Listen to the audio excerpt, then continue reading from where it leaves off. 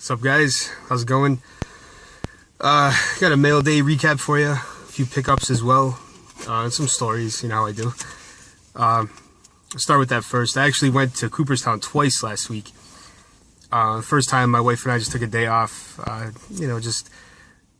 We've had a really stressful time recently, and we just wanted to take a day off and just do something. And it served two purposes. I like to go to Cooperstown for the Hall of Fame, and there's also the Omegang Brewery, which is kind of cool to go to. So we did that, and then a few days later, I got word that Randy Johnson was going to be coming to town to check out where his plaque would be and all that.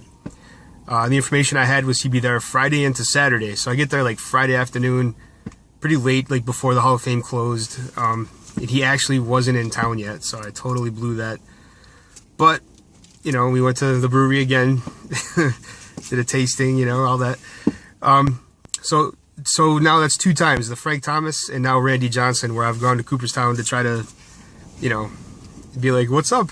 And both times now it has not worked out. So that might be the last time. All right, let me just get into the mail here. There's quite a bit of stuff. Start with this. This is a set pickup. I've tried him TTM. He was a coach last year. He never responded.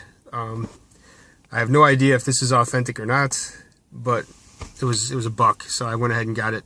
Mike Pagliarulo needed that for the set. Next, I got a package in from TheJonodon, Mr. Heston. He sent me a pocket schedule, 11-time world champs. How about that for the cards? And he sent a nice note and a few PC cards, which I didn't have any of these. From 2015, Donruss. There's Bryce Harper. Strasburg, and this is pretty cool. There's a Wade Boggs that I didn't have, so appreciate that. Thank you very much, and your card will be in the mail today. I caved in and bought another discount blaster box of Select Hockey, pulled another hit. This one looks like a prime. It's all one color, but there's some stitching on it. Numbered out of 99, Danny DeKaiser, number 22 of 99. So it's always nice to get a hit.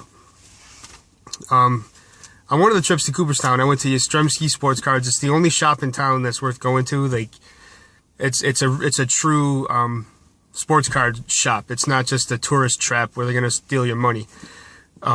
He's got a lot of vintage cards, and that's kind of where I'm at right now. I'm trying to add a little bit more value to my collection, and I definitely like the old Gaudies. So I went ahead and picked this Heine Manouche. I don't know why anybody would ever go by the name Heine, but he definitely did. This is 34 Gaudi.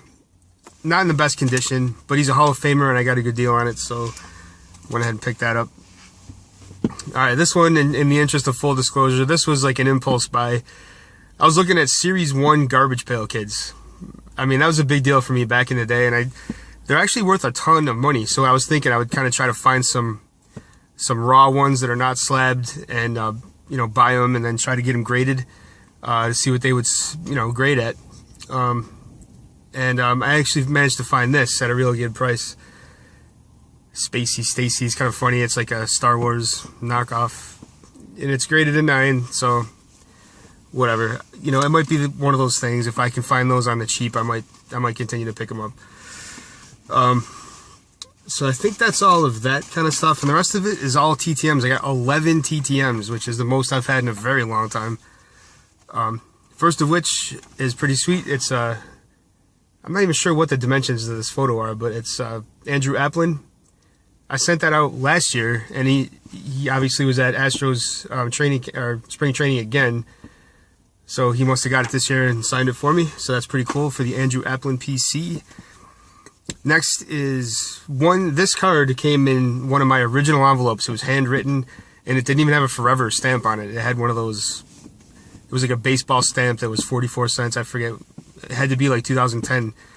But that's how long this was out there. Casey Candiali. I'm not sure how you pronounce his name. I watched the guy play. I mean, I know who he is. I've never known how to pronounce that name. But that's pretty cool. It kind of fits in with the Nationals PC, being from the Expos. I showed you that stack of vintage hockey cards that I picked up, and I sent a bunch of those out. Got a few back. Here's Mike Robitaille, signed in ballpoint pen. Tim Ecclestone signed this Red Wings card and the St. Louis Blues card. And the next one is epic. I sent this out and then I double checked and I realized he usually charges a fee like of $25, and I didn't send the fee, but he signed my card. Bernie Parent. So that's pretty sweet. Nice Hall of Fame auto right there.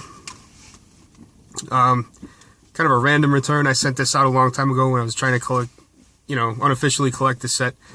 But it's from that 2014 Topps Winter Olympics. Taylor Fletcher.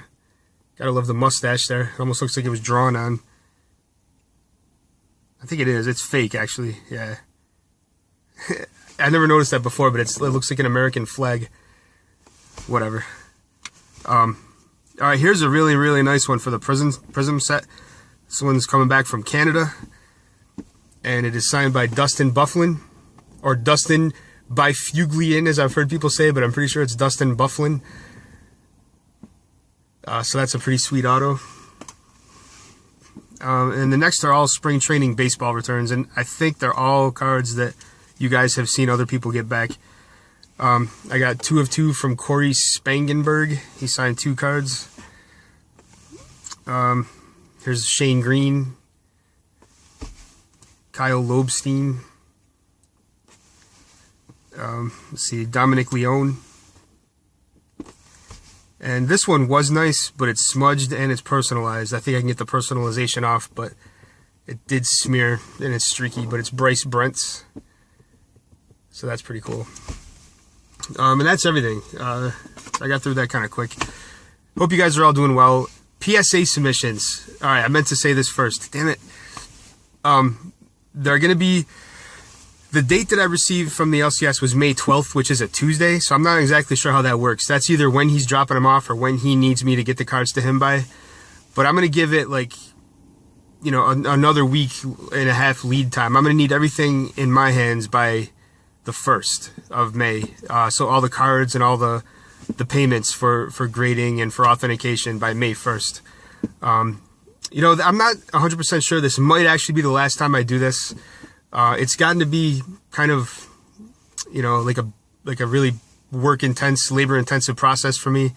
I like doing it as a service to the community. It's like one of the only things I could really do that contributes to the community, but it's gotten to be kind of a lot of work, and I'm not looking to do that. I have a job, you know what I'm saying?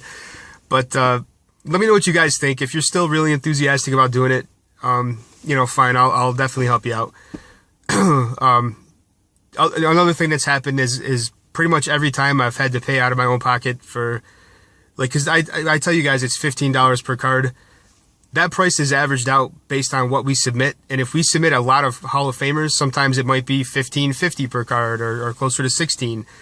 And I've already told you guys $15, so I just sort of cover the rest of the cost, which, it ends up costing me a little bit. So I'm sort of on the fence right now as far as whether this is going to be the last time or not. But if there's enough interest, I'll continue to do it, and we'll just try to figure out a way to make it so that, we can keep the price at 15 or some way that we can make it fair with how the money works out. I think I've done that with the shipping, because I'm going to just ship everything priority flat rate in a small box, unless you have too many cards, then we'll do it another way, but that should work out fine.